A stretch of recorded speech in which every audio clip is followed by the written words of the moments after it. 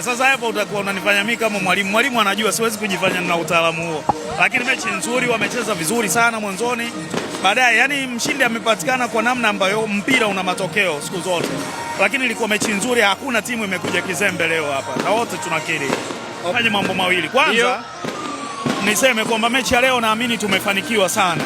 Tumefanikiwa kwa mambo mawili. Sisi kama wasimamizi wa mchezo huu.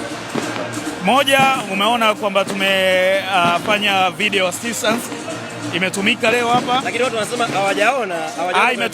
Imetumika. Moja, hilo ni jambo lingine. Hilo la kwanza, lakini jambo la pili ni kwamba mfumo wa mapato uliotumika kwa watu kuingia uwanjani, kukata tiketi na kuingia uwanjani ni mfumo ambao tunafanyia majaribio kuona kama tunaweza kuutumia kwa ajili ya AFCON. Ni mfumo ambao ulitumika kwenye AFCON iliyopita uliofanyika Morocco, na naweza kukwambia sasa hivi kwamba mpaka mara ya mwisho naangalia idadi ya tiketi na fedha zilizoingia zilikuwa takriban milioni 240 na kitu, ukilinganisha na mechi ya mwisho ya Yanga na Simba kwenye uwanja huu Amani ambayo iliingiza milioni 27.